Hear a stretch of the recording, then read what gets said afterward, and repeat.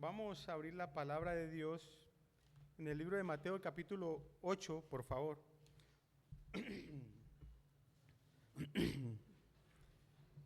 Mateo, capítulo 8,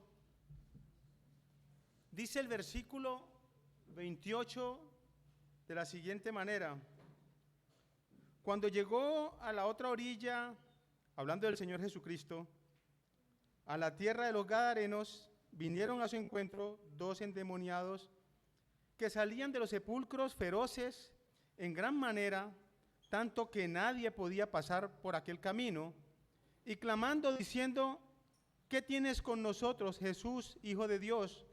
¿Has venido para atormentarnos antes de tiempo? Estaba paciendo lejos de ellos un hato de muchos cerdos, y los demonios le rogaron diciendo: si nos echas fuera, permítenos ir a aquel hato de cerdos. Él les dijo: id.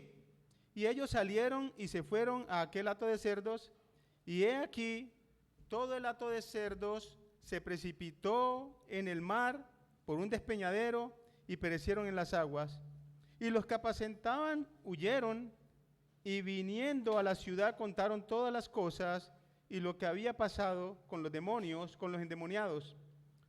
Y toda la ciudad salió al encuentro de Jesús, y cuando le vieron le rogaron que se fuera de sus contornos. Mi bendito Señor, Dios Padre de la gloria, en esta noche, Señor, te damos gracias por este tiempo, por este lugar que tú nos has dado para podernos congregar como iglesia, y gracias por permitirnos en esta noche meditar en tu palabra. Gracias por cada persona hoy aquí presente, Padre, y gracias por ese privilegio y ese gozo que tú nos das de poder ser instrumento en tus manos, como te lo rogamos, Señor, que sea en esta noche, solamente un instrumento en tus manos para que tú, Señor, traigas tu palabra fiel y verdadera. Padre, tu palabra sin ser adulterada, sin quitarle y sin ponerle, para los oídos de los oyentes. Padre, pero que también puedas disponernos nuestros sentidos para escuchar tu voz en esta noche. En el nombre precioso de tu Hijo amado, mi Señor Jesucristo. Amén. Vamos a meditar en esta noche, en esta historia. Hay 3 evangelios que narran acerca de esta historia. Marcos y Lucas hablan de un endemoniado. Mateo habla de 2 endemoniados. Esto no tiene relevancia para lo que vamos a ver, pero es bueno decirlo porque habrá personas que hayan leído acerca de este tema y dicen: bueno, pero era un endemoniado, eran 2. La Biblia no da una explicación por qué 2 evangelistas nombran uno y Mateo nombra los 2, pero hay versiones de hermanos que han estudiado por muchos años acerca de la palabra del Señor, y dicen que posiblemente lo que era Marcos y Lucas se concentraron en esa persona que interactuaba con el Señor Jesucristo, y se concentraron solamente en él, en esa interacción de estas 2, del Señor Jesucristo con aquel que le estaba hablando. Pero Mateo, por el contrario, recuerden que Mateo era recaudador de impuestos, el hombre sabía de números, y el hombre vio que habían 2, y por eso habla de 2 endemoniados. Pero bueno, eso no tiene relevancia, como les decía hace un momento. Lo importante aquí es que, primero, cuando el Señor Jesucristo llega a esta ciudad, bueno, esta ciudad no pertenecía o no era del pueblo judío, era una ciudad gentil, o como el pueblo de Israel lo llamaba, una ciudad pagana. ¿Por qué decimos eso? Primero porque recuerden que los cerdos era un animal inmundo para el pueblo de Israel, y en esa ciudad, en Gadara, se criaban cerdos. Por eso decimos que no pertenecía al pueblo judío. Pero además, según la historia, esta ciudad pertenecía a Decápolis, que eran las 10 ciudades que eran grecorromanas. Entonces, nos trae una conclusión esto. Si bien todas las profecías de la antigüedad hablaban acerca de ese Salvador para el pueblo de Israel, hablaban acerca de ese de ese rey que vendría a salvar su pueblo, bueno, dentro del plan de Dios también estaban los gentiles y estábamos nosotros. Porque el Señor Jesucristo dice que pasó al otro lado del lago y fue a predicar un evangelio a una ciudad que no pertenecía al pueblo judío. Queriendo decir con esto que la misericordia de Dios se extendió más allá del pueblo de Israel, que la misericordia de Dios también llegó a nosotros, que la misericordia de Dios llegó al pueblo gentil, que a pesar de que no los merecíamos, pues por su misericordia, su palabra también nos alcanzó a nosotros, y que el Señor Jesucristo, dentro del plan de Dios, no estaba solamente para salvar a su pueblo, sino para salvarnos a todos. Él vino a morir por todo el mundo. Dice la palabra de Dios allá en el Evangelio de Juan, el capítulo 1, versículo 29, cuando Juan vio al Señor Jesucristo que venía, dijo, he aquí el Cordero de Dios que quita el pecado de Israel. ¿De Israel? Del mundo. He aquí el Cordero de Dios que quita el pecado del mundo. Y también allá en primera de Juan, capítulo 2, versículo 2, habla de que Él es la propiciación por nuestros pecados, y no solamente por nuestros pecados, sino por los pecados del mundo. No, si no estoy, 2.2, sí, primera de Juan 2.2. Y Él es la propiciación por nuestros pecados, y no solamente por los pecados nuestros, sino también por los pecados de todo el mundo. Entonces, primera conclusión de la llegada del Señor Jesucristo a este lugar. Segundo, cuando el Señor Jesucristo llega a este lugar,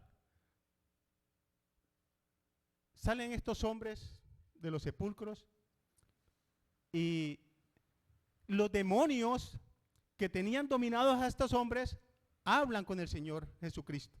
En realidad no eran ellos. Los demonios estaban utilizando estos cuerpos, esta habitación, para hablar con el Señor Jesucristo. Están hablando directamente con Él. Estas no son palabras de hombres. ¿Saben por qué? Mire,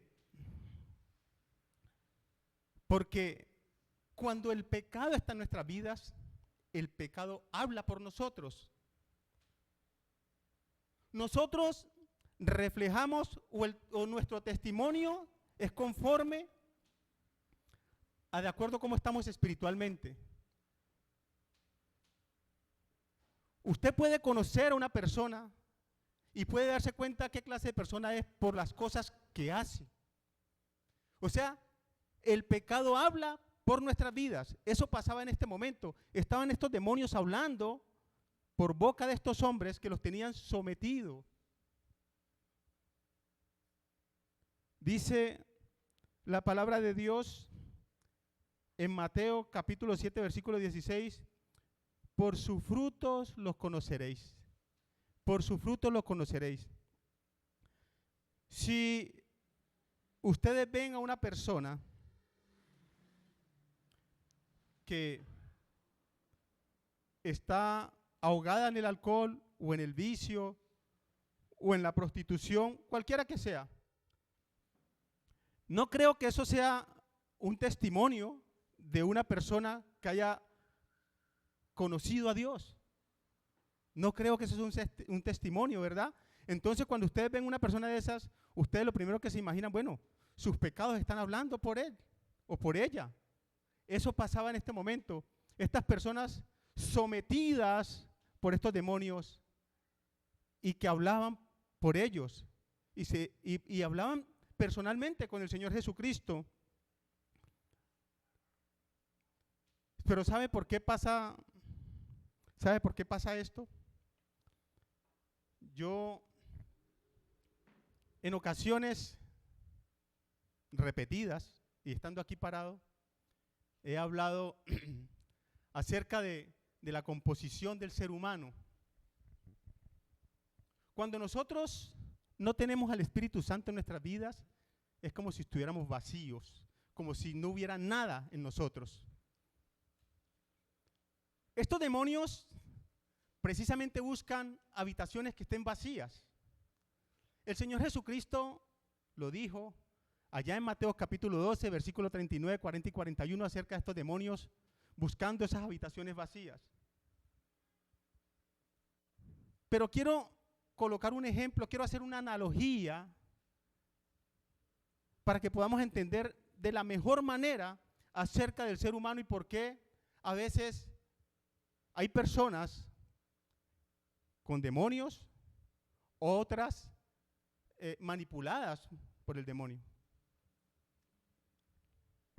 La Biblia a nosotros nos enseña que el ser humano consta de cuerpo, alma y espíritu, ¿cierto? Que cuando Dios hizo al hombre, hizo un cuerpo, pero dice que luego sopló aliento de vida. Y como les decía, quiero hacer una analogía con este tema para que podamos entender claramente acerca de esto y de la parte interior del ser humano. El Señor Jesucristo en ocasiones utilizó parábolas con cosas terrenales para que las personas pudieran entender lo espiritual o acerca del reino de Dios. Y es más, aún a veces no entendían las parábolas y Él le tocaba dar la explicación de las parábolas. Y esta analogía que yo quiero hacer en esta noche, estaba por un tiempo buscando un ejemplo de cómo comparar esto para que las personas pudiesen entender acerca de este tema. Y yo pensaba, tengo que colocar como ejemplo algo que todos conozcan, que todos tengan o todos hayan manipulado, o algo o algún elemento en que las personas puedan decir, que no puedan decir, no, yo no conozco acerca de ese tema. Y me perdonan el ejemplo que voy a colocar, pero es la única manera que todos podamos comprender acerca de esto. Vamos a pensar en un celular, porque todos tienen un celular y todos conocen un celular. El celular fue hecho con un objetivo, ¿verdad?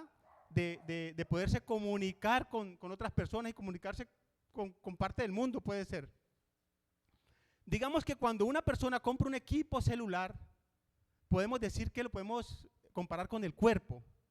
Compra el equipo celular, pero está allí solamente el equipo celular y ese equipo celular pues no sirve para nada, digamos, recién comprado, no sirve para nada porque le faltan otros elementos. Podemos compararlo con el cuerpo.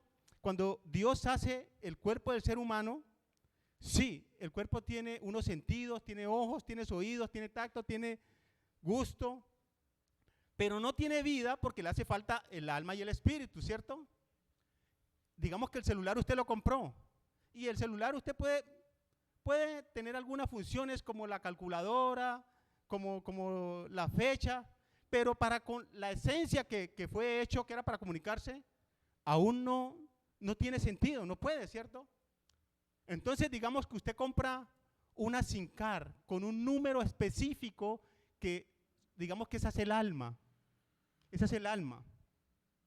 Así como el cuerpo del ser humano, si tiene solamente el alma, igual no tiene vida todavía.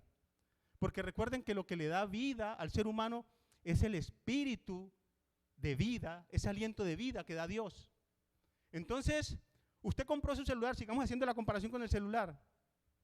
Compró el celular no le sirve para lo que fue hecho, le metió una SIM card con un número único, como somos todos nosotros, somos únicos, pero aún no sirve para lo que fue hecho. Aún no. El celular y la SIM card, pero aún no puede comunicarse. Y entonces viene el espíritu, ¿cierto? Lo comparamos con la red. Lo comparamos con la red. El espíritu de vida, por eso dice allá en Génesis, que cuando Dios hizo al hombre y sopló aliento de vida, fue un alma viviente. Entonces, usted coge ese celular y lo conecta a la red. Digamos que ese es el espíritu de vida. Entonces ya cumple toda su función, tanto la SIM card como el celular, conectados a la red. Usted va, no sé, a cualquiera, llámese Movistar, claro, lo que sea, y comienza ese celular a cumplir la función por la que fue hecha, que es comunicarnos unos con otros. El apóstol Pablo, allá en Hechos, capítulo 15, si no estoy mal, cuando fue a predicar a Atenas, estaba debatiendo con los estoicos y epicúreos, que eran los los que más podían conocer acerca de la ciencia.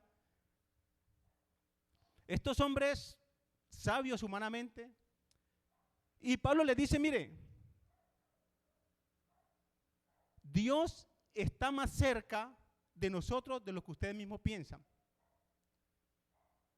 Pablo les dice, mire, no estoy hablando del Espíritu Santo, no estoy hablando del espíritu de vida, del aliento de vida.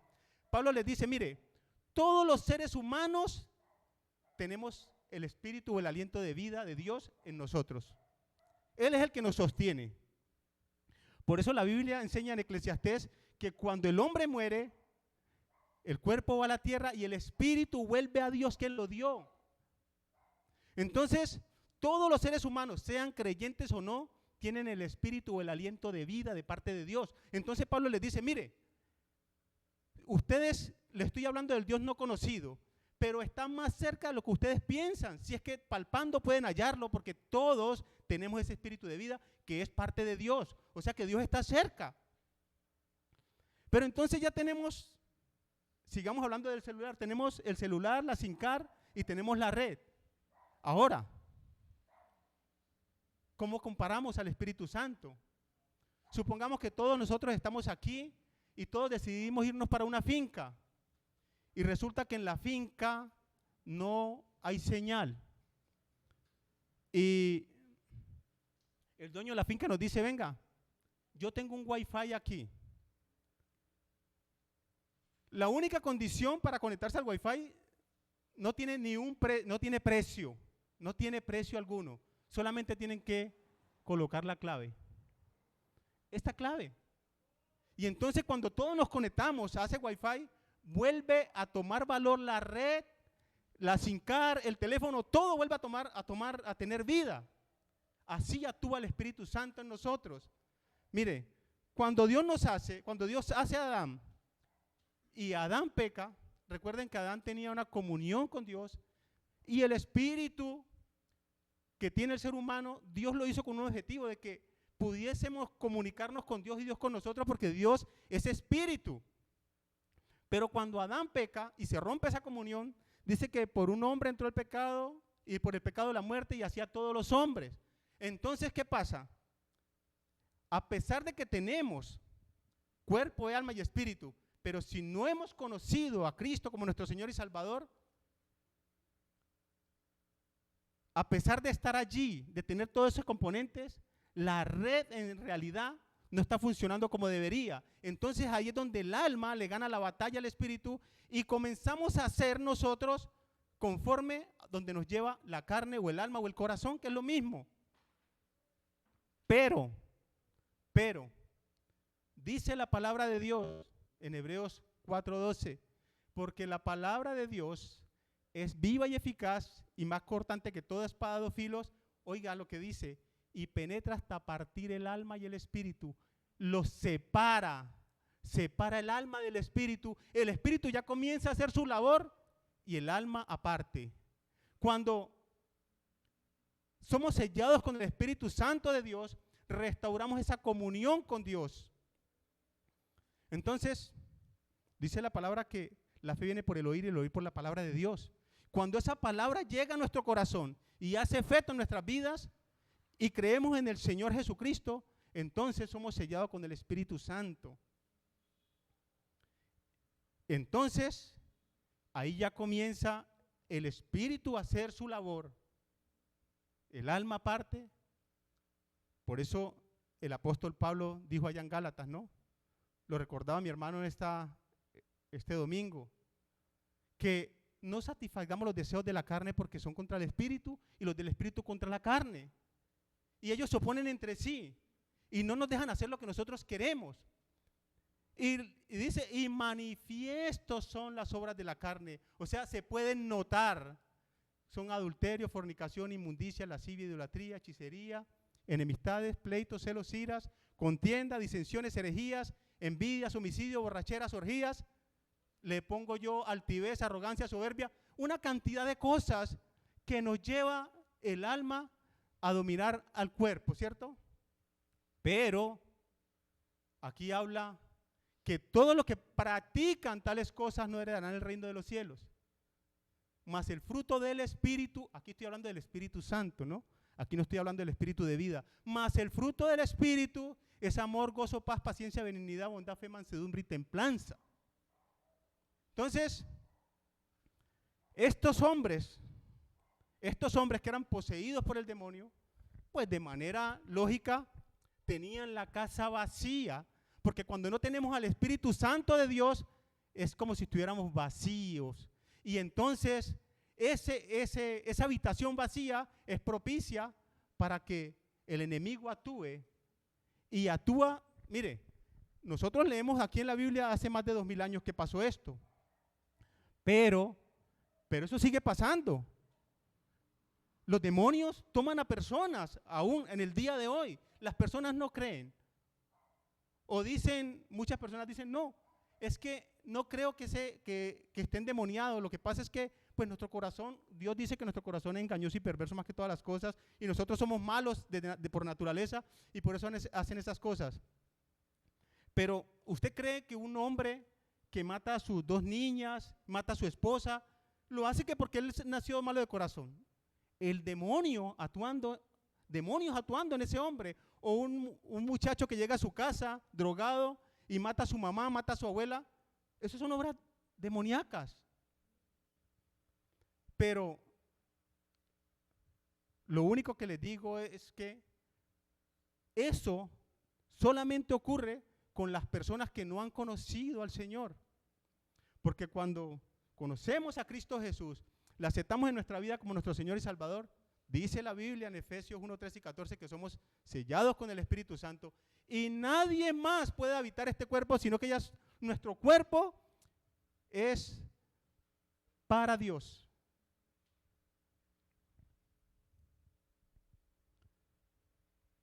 Entonces, estos demonios hablan con el Señor Jesucristo y mire algo tan importante aquí. Estos demonios reconocen al Señor Jesucristo y reconocen su poder. Antes de que el Señor Jesucristo pasara el lago y llegara a este lugar, había sucedido algo. Él andaba con sus discípulos, venían en la barca, y dice que hubo una gran tempestad y ellos se llenaron de nervios, se llenaron de temor y se iban a hundir, y el Señor Jesucristo estaba descansando. Entonces ellos van y le llaman, Señor, Señor, perecemos, levántate que perecemos. El Señor Jesucristo se levanta y reprende el viento, reprende el agua y todo se calmó. Y miren la pregunta que se hacen sus discípulos que llevaban tiempo con él. Dice, bueno, ¿y este quién es? Que le habla a la naturaleza, al viento y al mar y le obedecen. ¿Quién es este tipo? ¿Quién es este Señor? Dicen sus discípulos, pero estos demonios sí conocían quién era él. Decían, Jesús, Hijo del Dios Altísimo. Jesús, Hijo de Dios.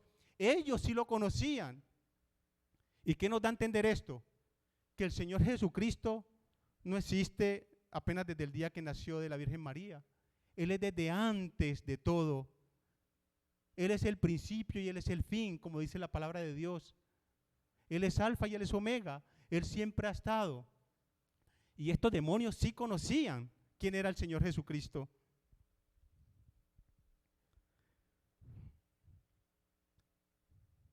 Dice en Efesios capítulo 3,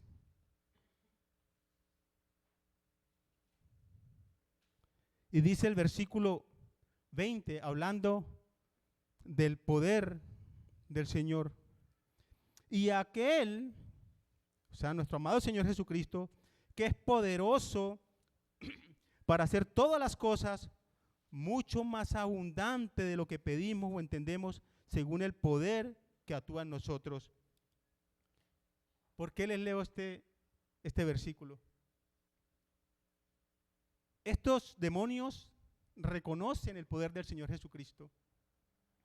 Y a veces nosotros como seres humanos, como le pasó a los discípulos que venían en la barca, yo he escuchado a personas decir, mire, yo no vengo al Señor porque yo he cometido tantos pecados, mis pecados son tan graves que yo no creo que Dios me perdone.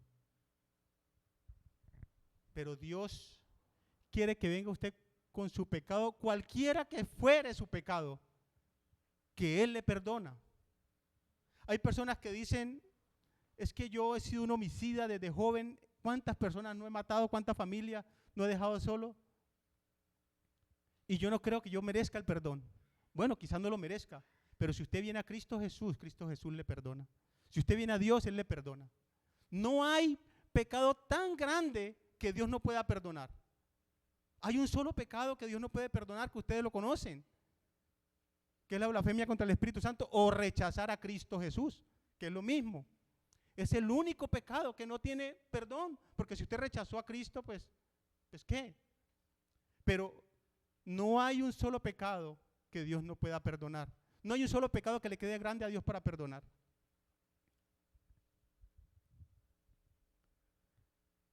Dice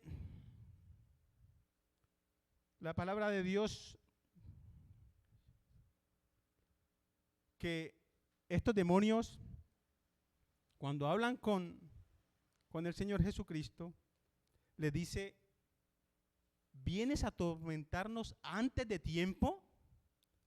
¿Tú vienes a atormentarnos antes de tiempo? Queriendo decir con esto que ellos saben que va a haber un día de juicio donde el demonio y sus ángeles van a ser lanzados al lago de fuego. Ellos sí sabían que iba a haber un final para ellos. Dice, ¿vienes a atormentarnos antes de tiempo? Entonces, mire lo que nos da a entender la palabra de Dios, que va a haber un día en que va a haber un juicio y el demonio va a ser derrotado. Mejor dicho, ya es derrotado, porque ya la palabra de Dios está.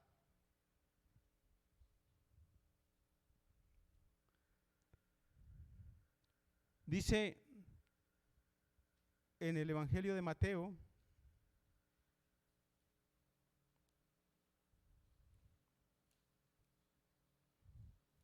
el capítulo 25,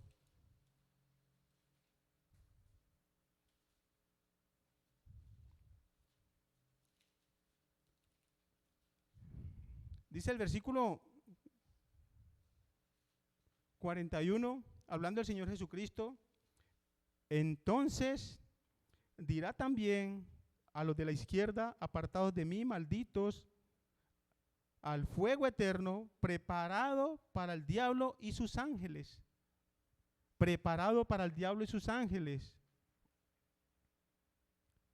Entonces, la Biblia o la palabra de Dios una vez más nos corrobora de que va a haber un día de juicio. Pero, siguiendo con la lectura, cuando el Señor Jesucristo reprende a estos demonios,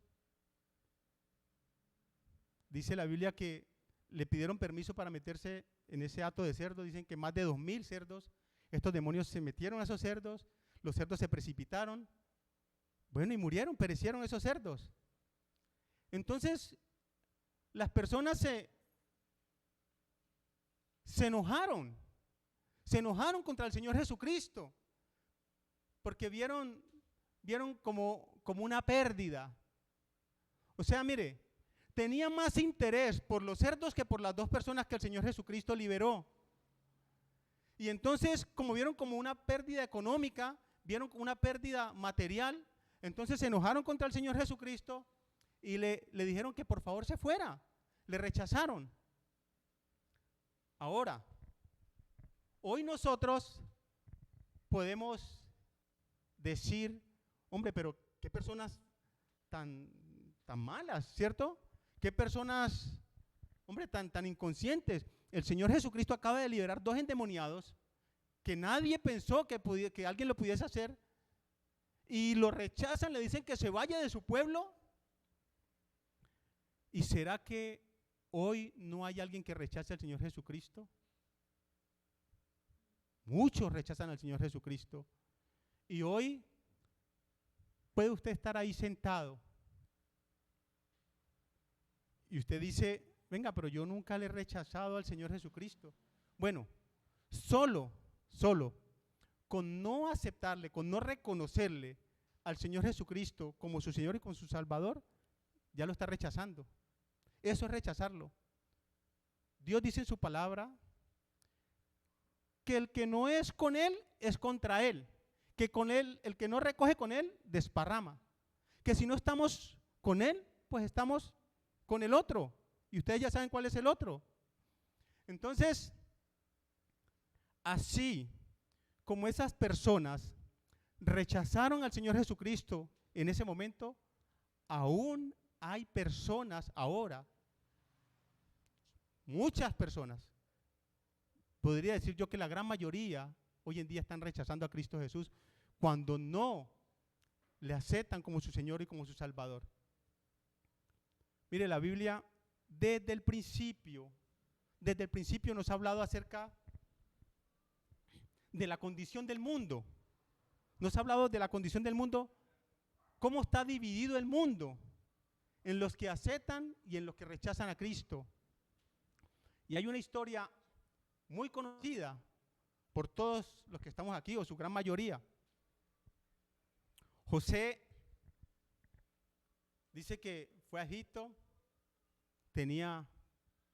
cuando Potifar le vio, lo puso en alta estima, y luego por algo que él no hizo, fue a la cárcel. Recuerden que José es un tipo de Cristo. En esta historia que les voy a contar, José es un tipo de Cristo, el rey es tipo de Dios, y los sueños son tipo de la palabra de Dios. Entonces dice la palabra de Dios que José cayó a la cárcel, pero también cayeron dos servidores del rey, el copero del rey y el panadero.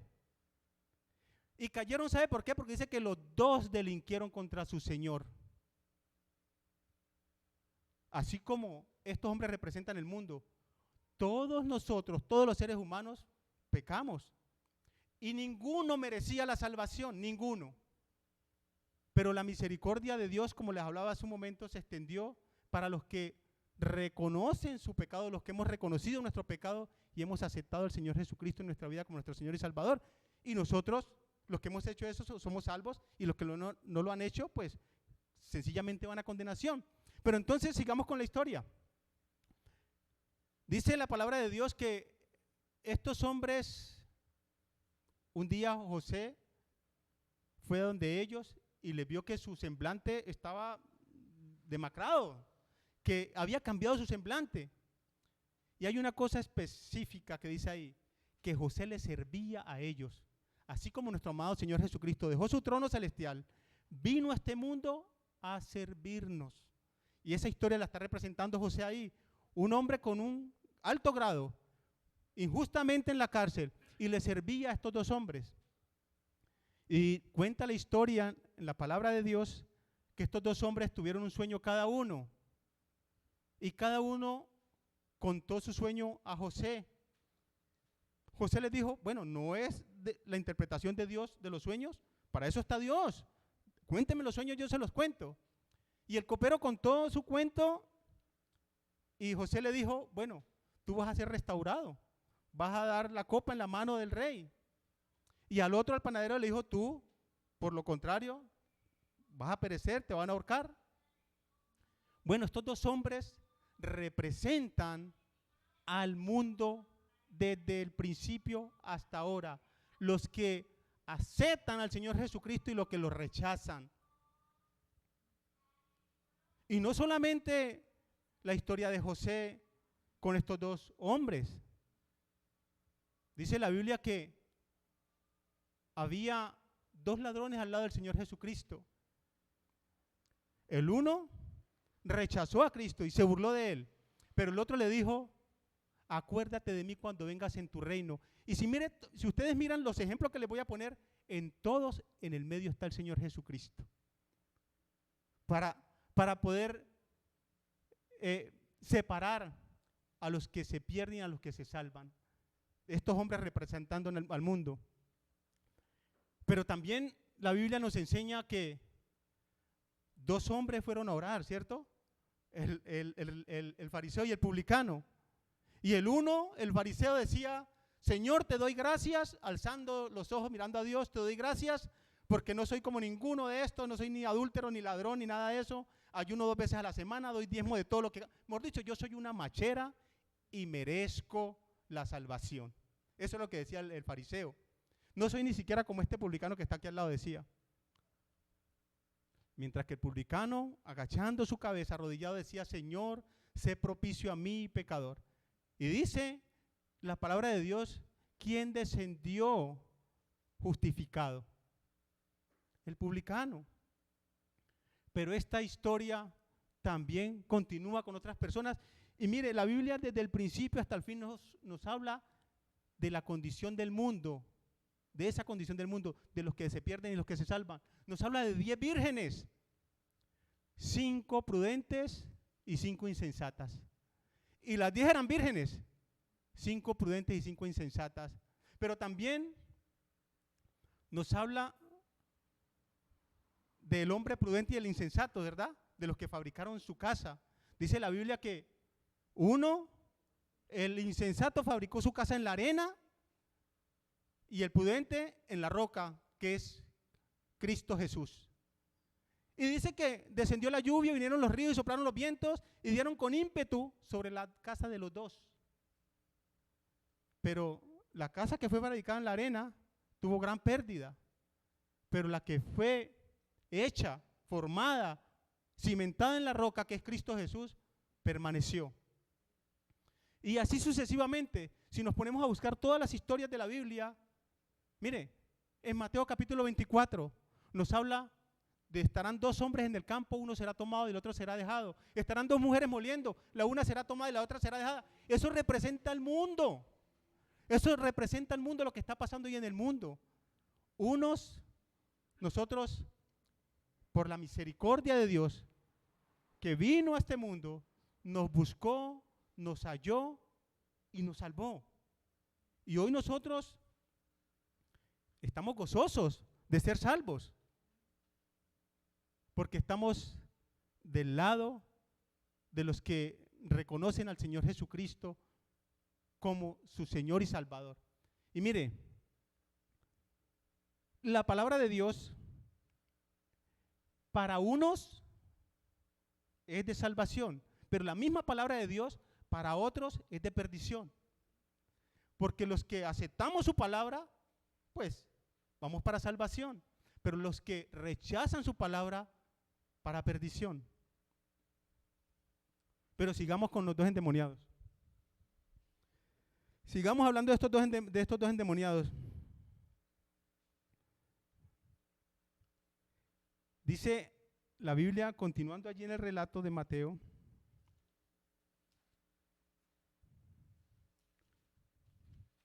dice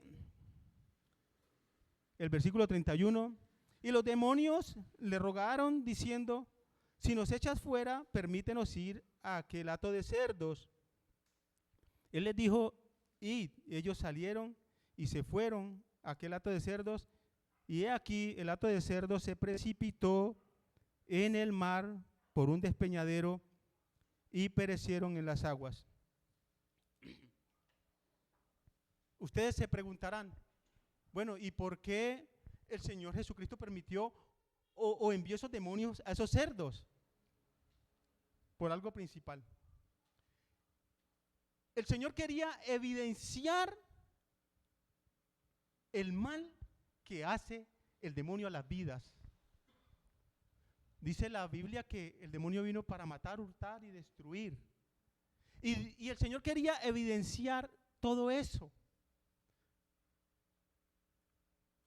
Yo no estoy diciendo, para que no me malinterpreten, que todas aquellas personas que hacen mal es porque tienen un demonio. No estoy diciendo eso. Hay personas que sí, los demás son influenciados por el demonio. Hay algo principal que ya les dije hace un momento. Al creyente el demonio no le puede ni influenciar, ni se le puede tomar, ni puede habitar. El creyente tiene su habitación, que es el Espíritu Santo, y de allí no hay cabida para nadie más. Entonces, ustedes miran, cuando estos demonios entran en los cerdos, lo que hace es hacerlos precipitar a la muerte. Y eso es lo que hace el demonio. Llevar a la gente a la muerte eterna. A la muerte eterna. Dios, mire, Dios en su misericordia nos dice, mire, yo he puesto delante de ti el camino de la vida y de la muerte. Escoge pues la vida para que vivas. Escoge la vida para que vivas. Y eso es lo que Dios ha hecho desde el principio hasta ahora. Y esto que estamos leyendo, estos dos endemoniados, solamente podemos sacar unos cortos ejemplos de aquí, pero toda la Biblia nos habla acerca del ser humano y cómo y el camino para que sean salvos. Y todos conocen el camino es Cristo Jesús.